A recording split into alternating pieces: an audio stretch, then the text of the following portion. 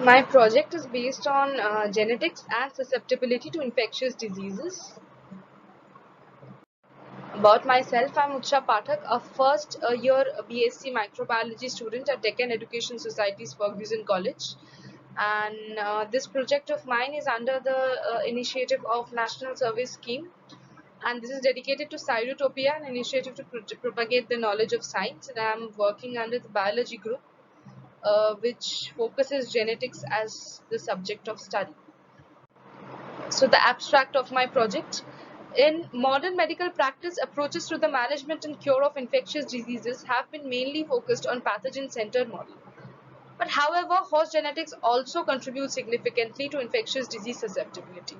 So the fast expansion of genomics and bioinformatics techniques and the popularization of human genome-wide association study, which is the GWAS, in recent decades have allowed for rapid and affordable high-output genomic analysis for different kinds of infectious diseases. So this review focuses on the host model of infectious disease with particular emphasis placed on the genetic variations underlying observed infectious disease predisposition. So first we introduce observational studies of diseases which suggest the important role of host genetics. Finally, we discuss the novel findings yielded by modern GWA studies which suggest the strong contribution of immunologic variation in the major histocompatibility complex to host genetic infectious disease susceptibility. And future large-scale genomic studies also hold a promise in providing insights into immunology pathogen links and may allow for the development of personalized genomic approach to infectious disease prevention and treatment. So the aims and objectives of my project are explaining the basis of genetics about gene, genome and their influence on us, give an overview of an infectious disease, explain the linkage of host genomics to infectious diseases, interpret relevant case studies, try to suggest or find solutions based on my understanding taking the comparatively less research idea into consideration, and give my perspective on the topic and come to a meaningful conclusion. So what is genetics all about? Genetic is the study of heredity, how varying genes can give rise to different traits. So every child inherits traits from both their biological parents, and these genes in turn express specific traits in that individual. On the other hand, some genes may also carry the risk of certain diseases and disorder that may be passed from one generation to other. So the genes lie within the chromosomes, and these chromosomes are made up of chemical substances called DNA, which stands for deoxyribonucleic acid, and hence genes are also made up of DNA. So the chromosomes are very long, thin strands of DNA coiled up tightly, and these genes are further made of unique codes of chemical bases called purines and pyrimidines, which are adenine, thymine, cytosine, and guanine. And these chemical bases make up combinations, and when strung together they act as blueprints that tells the cells of the body when and how to grow, mature and perform various functions. So each gene is a piece of genetic information, and all the DNA in the cell makes up for the human genome. So there are 20,000 genes located on one of the 23 chromosome pairs found in the nucleus. So to date, 12,800 genes have been mapped to specific locations on each of the chromosomes. And this database was begun as a part of Human Genome Project.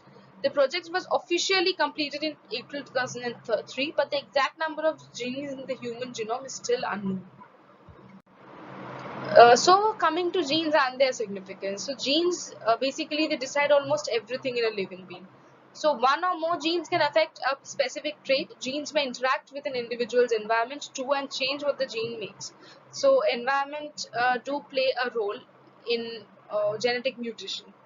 So genes affect hundreds of internal and external factors such as whether a person will get a particular eye color or hair color, or what diseases they may develop in their lifetime. So some very well-known diseases such as sickle cell anemia and Huntington's diseases are inherited, and these are also affected by genes. So genetic tests can show an individual whether they have a genetic risk for a specific disease, and these results can help healthcare professionals to diagnose the condition and provide possible cure for the problem. In recent years, geneticists have found another layer of heritable genetic data that is not held in the genome but in the epigenome, and this is a group of chemical compounds that controls what the genome does. So coming to our topic of what exactly an infection is. So an infection occurs when a microorganism enters a person's body and causes harm. So microorganism uses the person's body to sustain itself, reproduce and colonize. Actually, it uses the person's body as a host. So these infectious microscopic organisms are known as pathogens, and they can multiply quickly. And examples of pathogens include bacteria, fungus, virus, and protozoans. They can spread in several different ways. So skin contact, the transfer of bodily fluids, which is through blood transfusion, contact with feces, ingesting contaminated food or water, inhaling inborn particles or airborne particles or droplets, and touching an object that a person carrying the pathogen has also touched. And the last one is the most common way in which COVID-19 nowadays spreads. So are genes anyway involved in the susceptibility of a person to infectious diseases? So the word susceptibility here means the chances of the person contracting the infectious disease, that how much vulnerable that person is to contract the disease. So when epigenomic compounds attach themselves to DNA in the cell and they modify their function, they are said to have marked the genome, and these marks do not change the sequence of the DNA, but they do change the way the cells use the DNA's instruction. And marks can be passed on from cell to cell as they divide, and they can even be passed from one generation to the next. So specialized cells can control many functions in the body. For example, specialized cells in RBCs make proteins that carry oxygen from air to the rest of the body. So epigenome controls many of the changes within the genome. So the epigenome keeps changing, and the genome can also change. So these are not constant. And chemical tags in the DNA and histones can become rearranged as specialized cells in epigenome change throughout a person's lifetime. So lifestyle and environmental factors such as smoking, diet, and infectious diseases can bring all together a change in the epigenome. So they can expose a person to pressure that can prompt chemical responses. Then these responses can lead to direct changes in the epigenome. And some of these changes uh, can be permanent. So some human diseases are due to malfunction of proteins that are read by the epigenome for the function. So it has been a matter of curiosity for genomic experts whether the host genomics also play a role in susceptibility to infectious diseases. And hence there have been many efforts to study the genetic aspect of epidemiology of infectious diseases by scientists using genomic techniques. So with the advancement in the field of biotechnology and bioinformatics, they have been able to identify the group specific genes that show susceptibility to particular infectious diseases. It has also been found that many genetic factors are functional in deciding the chances of an individual to contract an infectious disease. So now we go to what exactly the studies are. So genetic studies on the epidemiological aspect of diseases. So infectious diseases exert significant selective genetic pressure, and the genes that are involved in immune response are exquisitely diverse. So the immune system of the body has got diverse kinds of genes which generate different response to different different antigens that enter the body. So these observations suggest a strong role for host genetic variability in the susceptibility to exogenous pathogens. Means the variation in the genetic configuration of the host does play a significant role in the person's susceptibility to exogenous pathogens. So these genetic links have been observed grossly in twin concordance studies, which we will be seeing shortly. And specific genetic mutations and variations have been strongly implicated in the literature to confer susceptibility or resistance to diseases such as malaria, which is caused by Plasmodium falciparum and Plasmodium vivax, Creutzfeldt-Jakob disease CJD, human immunodeficiency virus HIV, which causes AIDS, and Norwalk virus. So multiple novel genomic studies have demonstrated strong association between polymorphisms in the MHC and the HLA genes with infectious disease susceptibility. So now coming to the various studies. So concordance studies. Several studies which focused on the infectious disease among monozygotic and dizygotic twin pairs have suggested a genetic contribution to disease burden. So how much the disease is going to affect the person. It was seen where it was studied among monozygotic and dizygotic twin pairs. So a twin family study of poliomyelitis disease revealed that 36% of monozygotic twin pairs presented with paralytic poliomyelitis compared to only 6% among dizygotic twins.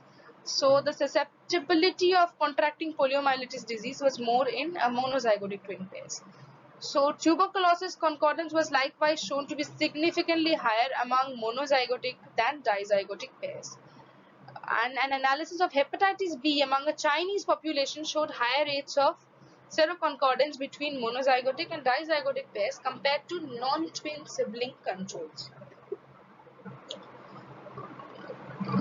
And a landmark adoptee study in a Danish population reported in 1988 by Soren Sel reveals that there is a linkage of heritability of infectious disease. There is a likely heritability of infectious disease predisposition. So the study authors followed 960 families where children were placed in early life with adopted parents.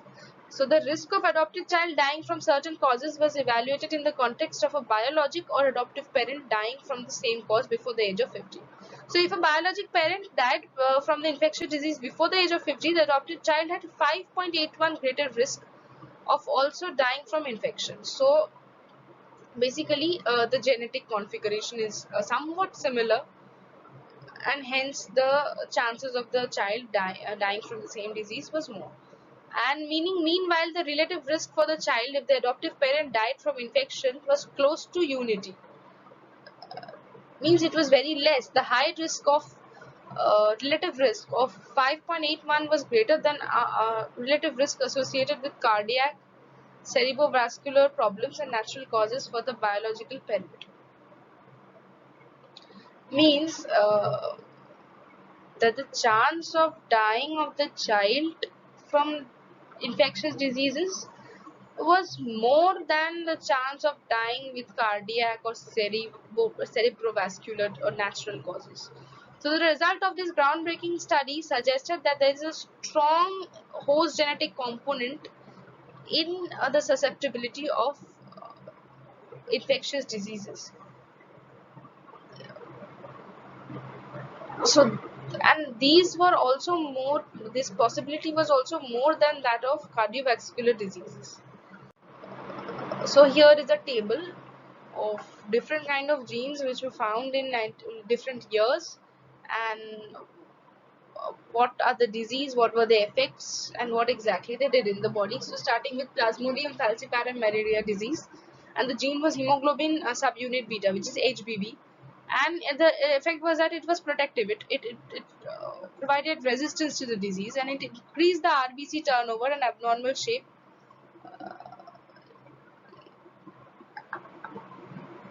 which led to the decreased growth of the parasite. So it did not allow the parasite to use the RBCs as the host.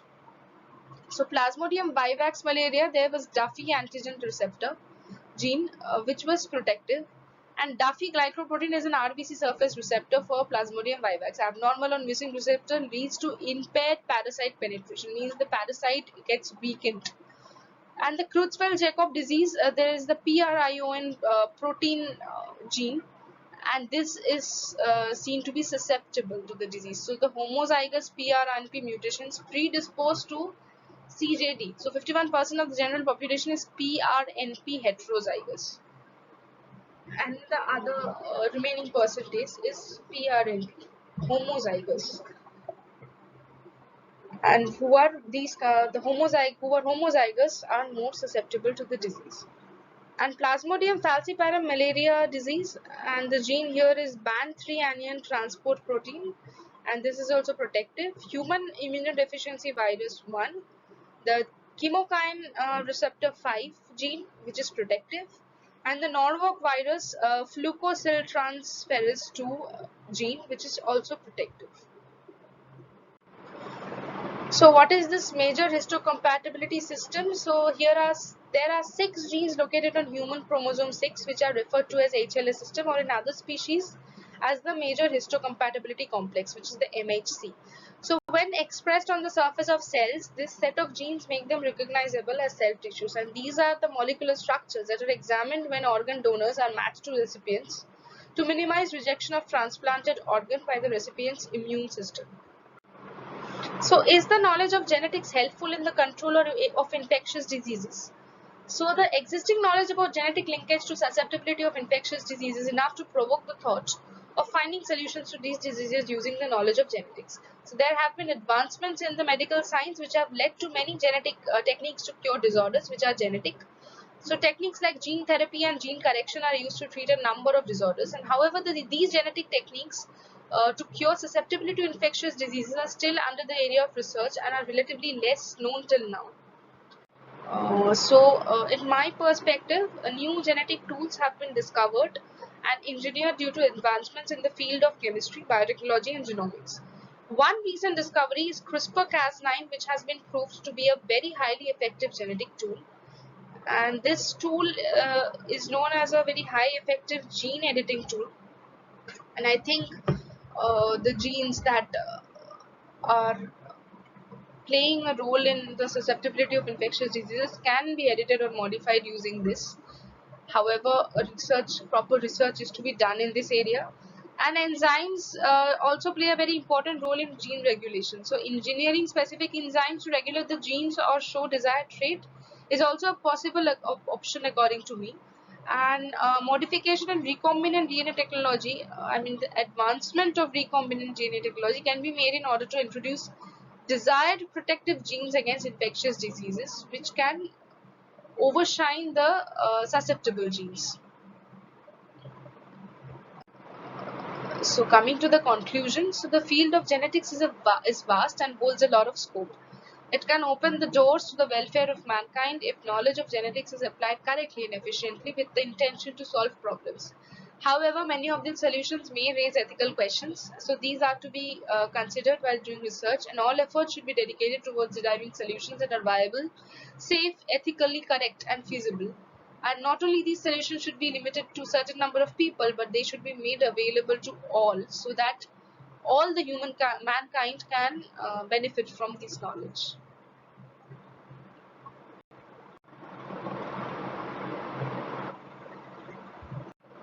Thank you.